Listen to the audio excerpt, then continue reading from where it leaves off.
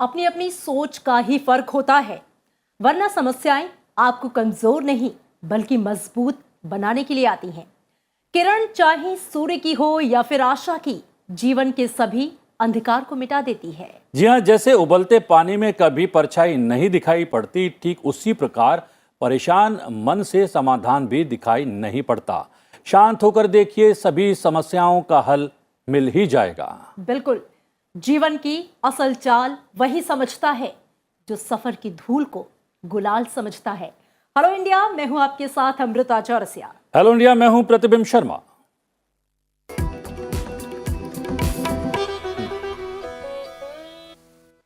तो प्रतिबिंब, शुरुआत करते हैं और अपने दर्शकों को सबसे पहले हम राष्ट्रीय सुर्खियों के बारे में बताएंगे, लेकिन उससे पहले हम ये बताएंगे कि आज हेलो इंडिया के हाइलाइट्स क्या हैं। जी हाँ, हेलो इंडिया में जानेंगे देश दुनिया का हाल, नजर डालेंगे राष्ट्रीय खबरों पर, साथ ही जानेंगे राज्यों और अंतर्राष्ट्रीय समाचार भी।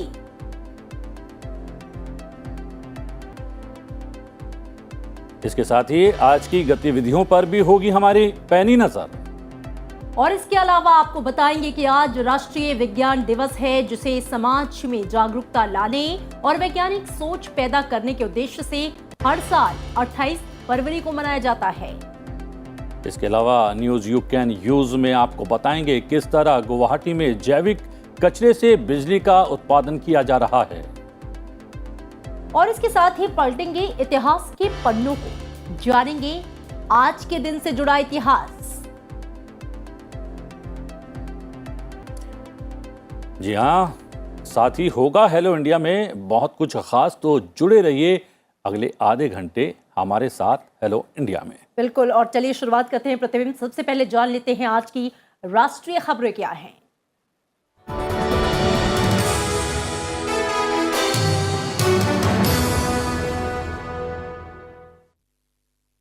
सबसे पहले जान लेंगे राष्ट्रीय खबरों को। मणिपुर विधानसभा चुनाव के पहले चरण का मतदान आज। पहले चरण में 38 विधानसभा सीटों पर मतदान। इनमें से 29 पर्वतीय क्षेत्र की सीटें हैं। ये 29 विधानसभा सीटें इम्फाल, ईस्ट इम्फाल, वेस्ट और बिशुपुर जिले की हैं। अन्य 9 विधानसभा सीटें चूड़ाचंदपुर, कांगपोकली और फेरजौल जिले की हैं। मणिपुर विधानसभा चुनाव के पहले चरण में 38 विधानसभा सीटों पर 173 उम्मीदवारों की किस्मत दांव पर है। उनमें 15 महिला उम्मीदवार भी शामिल हैं। आज सुबह मुख्यमंत्री बीरेंद्र सिंह ने भी अपने मताधिकार का प्रयोग किया।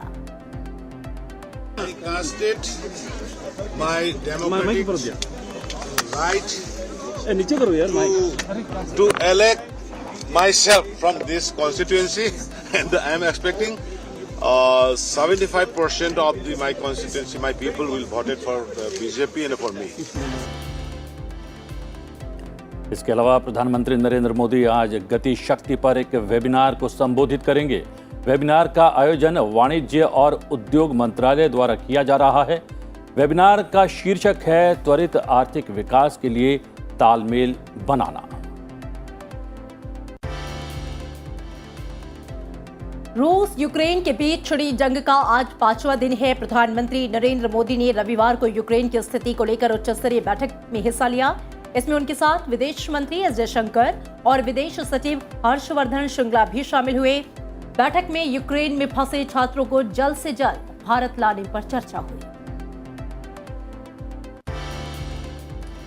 रविवार को प्रधानमंत्री नरेंद्र मोदी ने आकाशवाणी के मन की बात कार्यक्रम में राष्ट्र को संबोधित किया। प्रधानमंत्री मोदी ने कहा कि साल 2013 तक करीब 13 प्रतिमाएं भारत लाई गई थी, लेकिन पिछले 7 सालों में 200 से ज्यादा बहुमूल्य प्रतिमाओं को भारत वापस ला चुके हैं। America, Britain, Holland, France, Canada, Germany, Singapore, ऐसे कितने ही देशों ने भारत की इस भावना को समझा है और मूर्तियां वापस लाने में हमारी मदद की है। देश की जब कोई बहुमूल्य धरोहर वापस मिलती है तो स्वाभाविक है कि इतिहास में श्रद्धा रखने वाले, आर्कियोलॉजी में श्रद्धा रखने वाले, आस्था और संस्कृति के साथ जुड़े हुए लोग और एक हिंदुस्तानी होने के नाते हम सबको संतोष मिलना स्वाभाविक है। बहुत सारी मूर्तियां चोरी होकर भारत से बाहर जाती रही, कभी इस देश में तो कभी उस देश में। ये मूर्तियां बेची जाती रही और उनके लिए तो सिर्फ कलाकृति थी, न उनको उसके इतिहास से लेना देना था, श्रद्धा से लेना देना था। इन मूर्तियों को वापस लाना भारत माँ के प्रति हमारा दायित्व है। इन मूर्तियों में भारत की आत्मा का, आस्था का अंश है। अतीत में बहुत सारी प्रधानमंत्री नरेंद्र मोदी ने इस साल के दूसरे मन की बात में पानी के महत्व पर जोर दिया। पीएम ने कहा कि दुनिया के हर समाज में नदी के साथ जुड़ी हुई कोई न कोई परंपरा होती है। नदियों के तट पर ही अनेक सभ्यताएं विकसित हुई हैं। भारत में कोई ऐसा दिन नहीं होगा जब देश में किसी कोने में पानी से जुड़ा कोई उत्सव ना हो।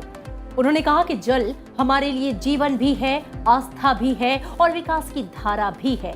पानी एक तरह से पारस से भी ज्यादा महत्वपूर्ण है।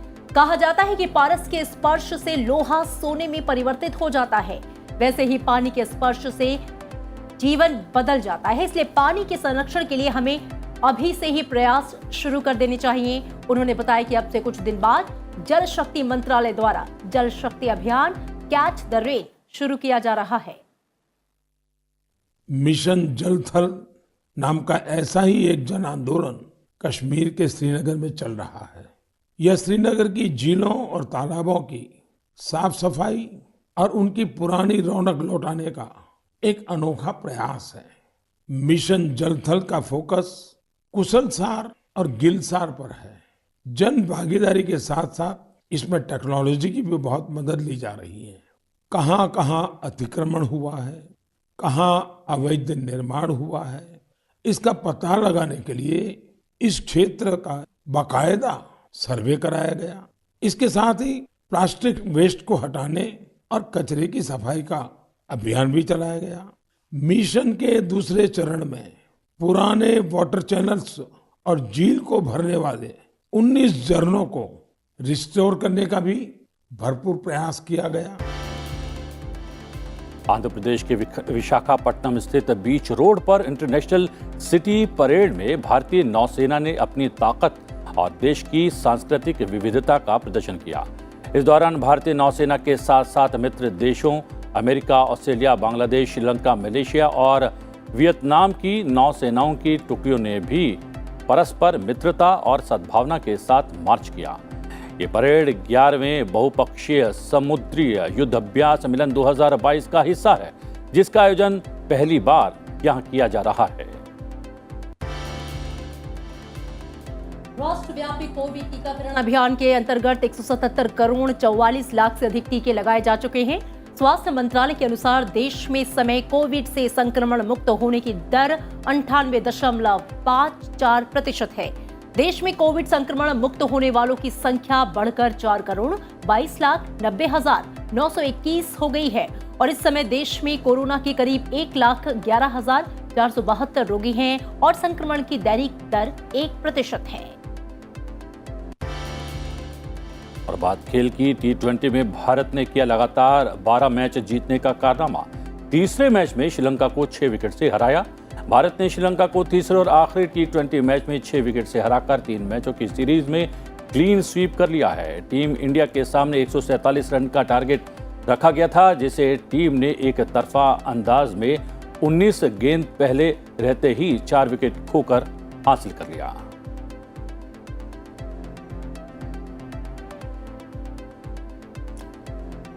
और अब राज्यों से जुड़ी हुई कुछ खास खबरें। उत्तर प्रदेश विधानसभा चुनाव के 5वें चरण का मतदान शांतिपूर्ण संपन्न हो गया है। जी हां, इस चरण में अब तक का सबसे कम यानी 57.26% मतदान हुआ। 12 जिलों की 61 सीटों पर मतदान के साथ ही 1.5 दर्जन से अधिक दिग्गजों की किस्मत ईवीएम में कैद हो गए। इस चरण में सबसे कम मतदान प्रयागराज की इलाहाबाद उत्तरी सीट पर 39.56% रहा और सबसे अधिक बाराबंकी जिले की जयपुर सीट पर 70.35% हुआ। उत्तर प्रदेश में विधानसभा चुनाव के शेष 2 चरणों का प्रचार अभियान। विधानसभा चुनाव के शेष 2 चरणों का प्रचार अभियान जोर शोर से चल रहा है। विभिन्न राजनीतिक दलों के नेता और स्टार प्रचारक कई जनसभाएं और रोड शो कर रहे हैं। भारतीय जनता पार्टी के वरिष्ठ नेता और प्रधानमंत्री नरेंद्र मोदी ने कल वाराणसी, देवरिया और बस्ती में राजनीतिक जनसभाओं को संबोधित किया। समाजवादी पार्टी के राष्ट्रीय अध्यक्ष अखिलेश यादव ने गोरखपुर, देवरिया, महाराजगंज और कुशीनगर में अपनी पार्टी के उम्मीदवारों के पक्ष में चुनाव प्रचार किया। कांग्रेस महासचिव प्रियंका गांधी वाड्रा ने बलरामपुर जिले में रोड शो किया। कांग्रेस के वरिष्ठ नेता गुलाम नबी आजाद के भतीजे मुबाशिर आजाद कल जम्मू के त्रिकुटा नगर स्थित पार्टी मुख्यालय में भारतीय जनता पार्टी में शामिल हो गए। उन्होंने कहा कि जमीनी स्तर पर विकास कार्य करने से वो प्रधानमंत्री नरेंद्र मोदी से प्रभावित हैं। गुलाम नबी आजाद के छोटे भाई लियाकत अली के पुत्र मुबाशिर आजाद ने कहा कि कांग्रेस नेतृत्व ने उनके ताऊ का अपमान किया है। नागालैंड में भी कल से गहन पल्स पोलियो टीकाकरण अभियान शुरू हो चुका है और राज्य में 5 वर्ष की आयु तक के लगभग 1.5 लाख बच्चों को पोलियो की खुराक दी जा रही है और इस काम के लिए राज्य में लगभग 2200 पोलियो बूथ स्थापित किए गए हैं। इनमें करीब 9500 स्वास्थ्य कर्मी तैनात किए गए हैं और आज और कल घर घर जाकर यह अभियान चलाया जाएगा। गोरखपुर में कितना बदला, यूपी से संबंधित दूरदर्शन सम्मेलन को संबोधित करते हुए भाजपा के नेता और सूचना प्रसारण मंत्री अनुराग सिंह ठाकुर ने कहा कि उत्तर प्रदेश में पिछले 5 वर्षों में बहुमुखी विकास हुआ है। उन्होंने ये भी कहा कि प्रदेश में मुख्यमंत्री योगी आदित्यनाथ के डर से गुंडे और माफिया थर-थर कांप रहे हैं।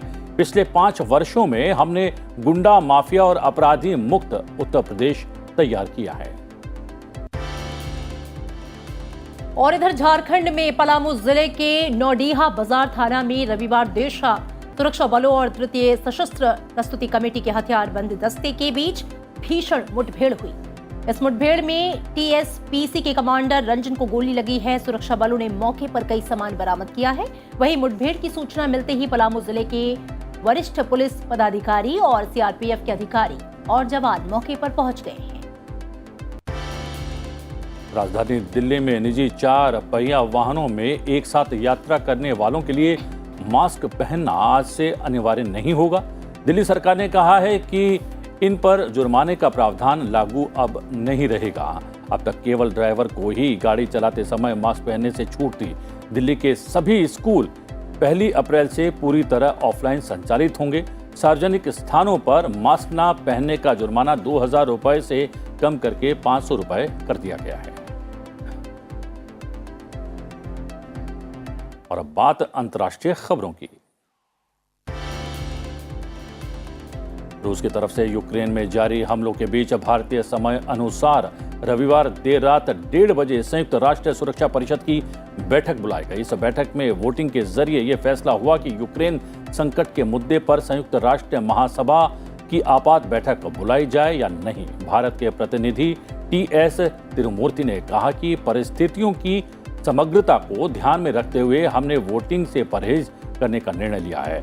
यूएनएससी के 15 सदस्यों में से 11 ने समर्थन में वोट किया। रूस ने परमाणु डिटरेंट फोर्स को हाई अलर्ट पर रहने के आदेश दिए हैं। बुधवार को परमाणु निगरानी एजेंसी बैठक करेगी जिसमें 35 देशों के प्रतिनिधि शामिल होंगे। अमेरिका ने संयुक्त राष्ट्र में रूस के इस कदम को अस्वीकार बताया। रूस ताबड़तोड़ आधुनिक हथियारों, बम और मिसाइलों से हमला कर रहा है और इसी बीच कीव में बिल्डिंग पर भी मिसाइल से हमला किया गया है।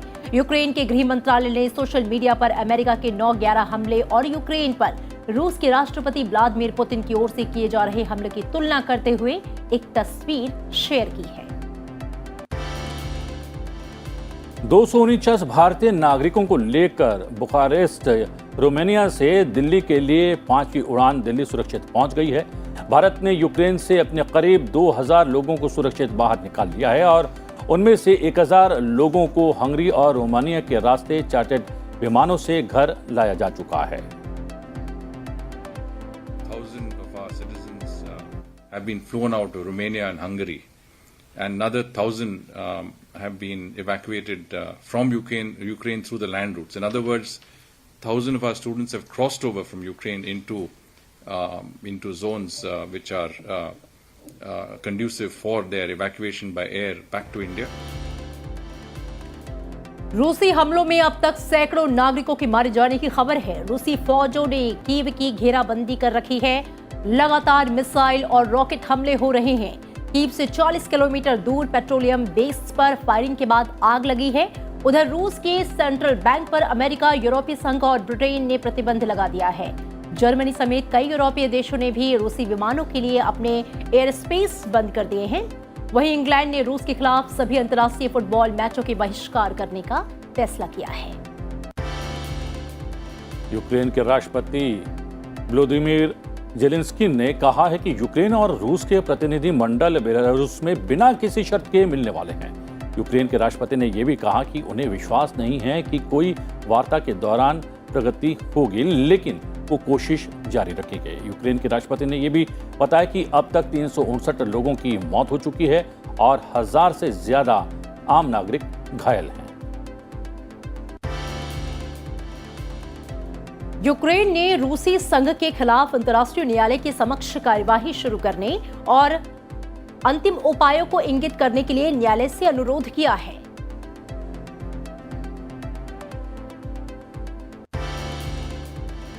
यूरोपीय संघ की ओर से यह भी कहा गया है कि रूसी आक्रमण के खिलाफ लड़ रही यूक्रेनी सेना की मदद करने के तरीके पर चर्चा की जा रही है।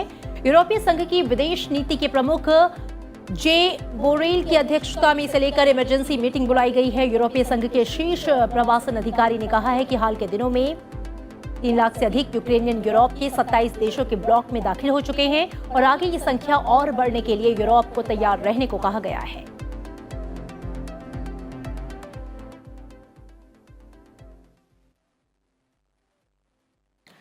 और प्रतिबिंब, अब हम नजर डालेंगे कि आज की क्या कुछ खास गतिविधियां हैं इस पर। उपराष्ट्रपति एम वेंकैया नायडू 8 मार्च तक विजयवाड़ा और हैदराबाद का दौरा करेंगे। पूर्व प्रधानमंत्री मोरारजी देसाई की जयंती के अवसर पर संसद भवन के केंद्रीय कक्ष में पुष्पांजलि अर्पित समारोह जो है वो होगा। लोकसभा में विदेश मामलों की स्थायी समिति की बैठक, लोकसभा में जैविक विविधता संशोधन विधेयक 2021 पर संयुक्त बैठक, साप्ताहिक विज्ञान महोत्सव, विज्ञान सर्वत्र पूज्यते का आज राष्ट्रीय विज्ञान दिवस के मौके पर समापन होगा। 22 फरवरी से देश के 75 जगहों पर मनाया गया। केंद्रीय सड़क परिवहन और राजमार्ग मंत्री नितिन गडकरी कर्नाटक के दक्षिण कन्नड़ के विभिन्न राष्ट्रीय राजमार्ग परियोजनाओं का उद्घाटन करेंगे।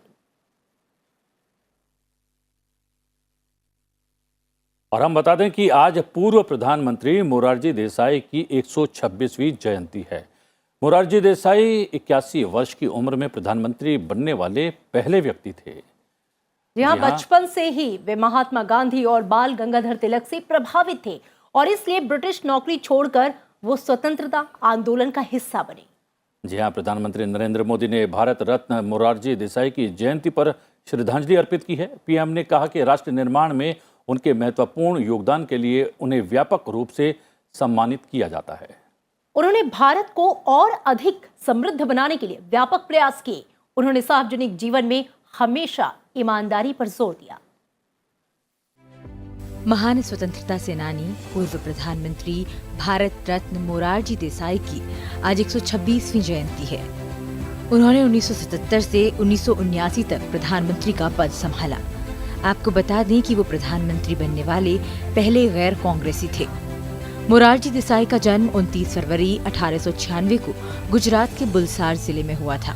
1929 में उन्होंने सरकारी नौकरी को छोड़कर भारत की स्वतंत्रता की लड़ाई में हिस्सा लिया।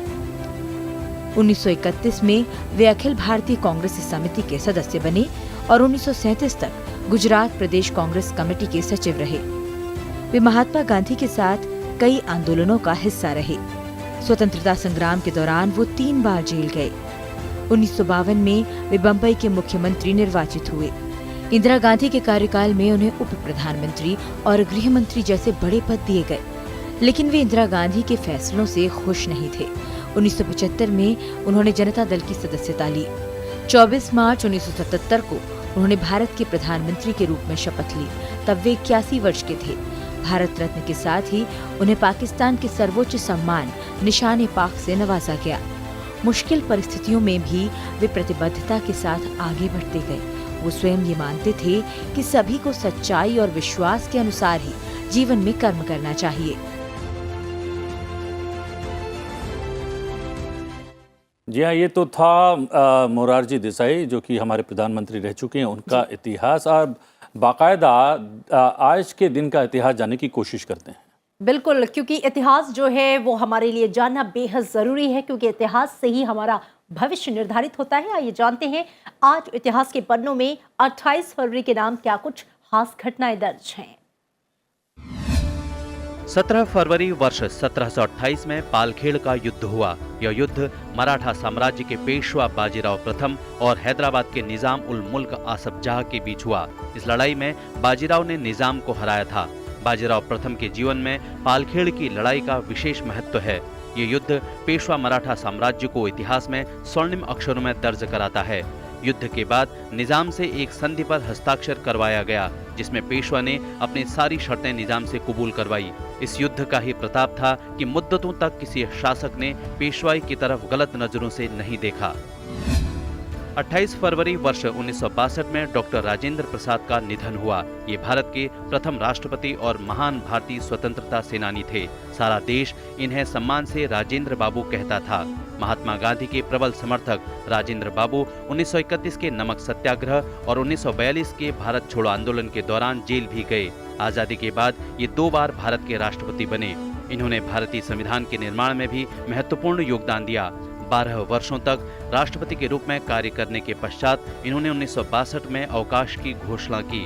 अवकाश लेने के बाद ही इन्हें भारत सरकार द्वारा सर्वोच्च नागरिक सम्मान भारत रत्न से नवाजा गया।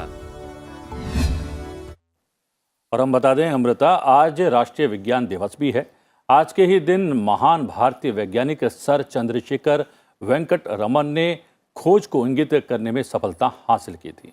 जी हाँ, वेंकट रमन को इस महान उपलब्धि के लिए 1930 में नोबेल पुरस्कार से सम्मानित किया गया था। तब से इस दिन को राष्ट्रीय विज्ञान दिवस के रूप में मनाया जाता है।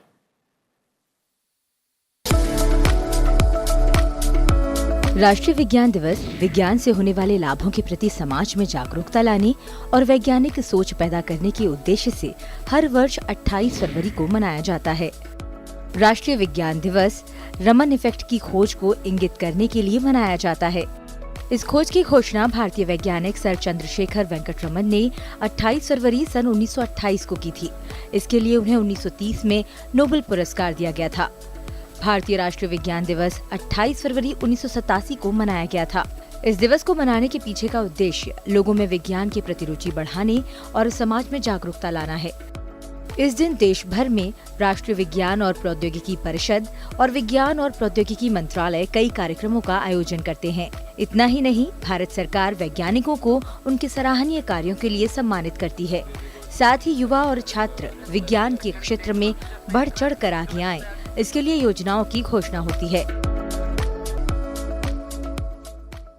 और सबसे बड़ी बात यह है अमृता, विज्ञान एक सतत प्रक्रिया है। विज्ञान में नित्य नया होता रहता है और नई खोजें भी होती रहती हैं। बिल्कुल, और ये प्रक्रिया तब से आज तक जारी है और यही कारण है प्रतिबिंब कि आज भारत का जो मस्तक है वो ऊंचा है पूरे विश्व में विज्ञान प्रौद्योगिकी के क्षेत्र में।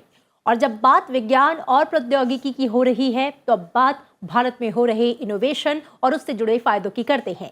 स्वच्छ भारत अभियान के तहत ठोस और तरल कचरा प्रबंधन के लिए वैसे तो कई योजनाएं बनाई जाती हैं प्रतिबिंब, लेकिन इसी के चलते कचरे के ऊर्जा में तब्दील करने के तरीके भी निकाले जा रहे हैं। जी हाँ, गुवाहाटी देश के उन चंद शहरों में से एक है जहां जैविक कचरे से बिजली बनाई जा रही है। यहाँ बायोमेटेनेशन प्लांट हर रोज 5 टन जैविक कचरे से बिजली बना रहा है। देखते हैं ये खास रिपोर्ट।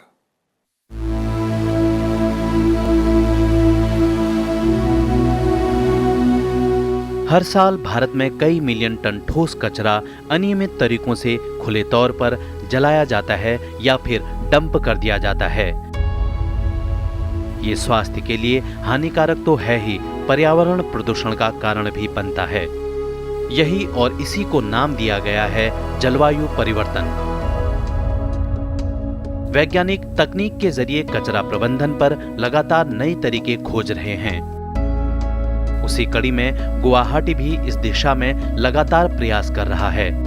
अब गुवाहाटी में कूड़े कचरे से गंदगी नहीं फैलेगी। बल्कि घरों से निकलने वाला कूड़ा बिजली बनाने के काम में लाया जा रहा है। गुवाहाटी नगर निगम ने 2 साल पहले स्थापित कामकाज फिर से शुरू कर दिया है। कोरोना काल में इस प्लांट को बंद करना पड़ा था, लेकिन अब प्लांट की मदद से शहर की स्ट्रीट लाइट को बिजली पहुंचाई जा रही है। ये इस तरीका का मतलब जितना कचरा है गुवाहाटी में, जैसे सब्जी है, सरा है, वो सब अगर हम लोग ये करेंगे आपको रिसाइकिल करके, मतलब डेली अगर 5 टन पर डे आता है तो हम लोग का कंपनी का तरफ से 1500 यूनिट निकल सकता है बिजली। इस प्लांट में हर रोज 5 टन जैविक कचरे को गैस में तब्दील कर बिजली बनाई जा रही है। आपको बता दें कि 5 टन जैविक कचरे से 800 यूनिट बिजली और 450 किलो खाद बनाई जा रही है। इस प्लांट का उद्घाटन 13 अगस्त 2020 में किया गया था। इस प्लांट के लिए जैविक कचरा होटल, रेस्तरां और सब्जी मंडियों से इकट्ठा किया जाता है। सब्जी जैसे बाजार है, घर का है, जो बच गया खाना वगैरह है, हर वेस्टेज मतलब 2 दिन का वेस्टेज हो, 3 दिन का वेस्टेज हो, वो हम लोग होटल वगैरह से कलेक्शन करके यहाँ लाते हैं। फिर उसके बाद हम लोग इसको और मशीन में डाल के पूरा रिसाइकिल करके इससे आप अपना इलेक्ट्रिसिटी उत्पन्न करते हैं, लाइन। आंकड़ों के अनुसार भारत में सालाना नगर पालिका ठोस कचरा यानी MSW लगभग 110 मिलियन मैट्रिक टन कचरा उत्पन्न होता है। अकेले गुवाहाटी शहर में प्रतिदिन 550 टन ठोस अपशिष्ट का उत्पादन होता है। इनमें जैविक अपशिष्ट, कागज, प्लास्टिक, लकड़ी, कांच जैसे अपशिष्ट शामिल हैं। नगर पालिका का लगभग 75 से 80% कचरा ही एकत्रित किया जाता है और इसमें से सिर्फ 22 से 28% को ही संसाधित और उपचारित किया जाता है। बाकी कचरा MSW डंप यार्ड में जमा किया जाता है। साल 2031 तक ये कचरा 150 मिलियन मैट्रिक टन तक पहुंचने का खतरा है। जी हाँ, कोई काम महत्वपूर्ण नहीं होता, महत्वपूर्ण ये होता है कि वो किस तरीके से किया जाता है या कितनी शिद्दत के साथ किया जाता है।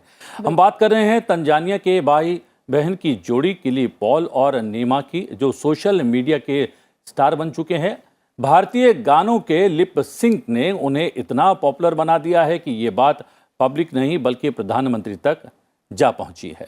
जी हाँ, बिल्कुल प्रतिबिंब। प्रधानमंत्री इस कदर प्रभावित हैं कि उन्होंने इसका जो जिक्र है वो अपने मन की बात में किया और कहा कि किली पॉल और नीमा का जिक्र करते हुए उन्होंने उनकी तारीफ की और उनके बारे में बताया। आइए आपको छोड़ जाते हैं इनकी कलाकारी की कुछ झलकियों के साथ। इसी के साथ हमें दीजिए इजाजत।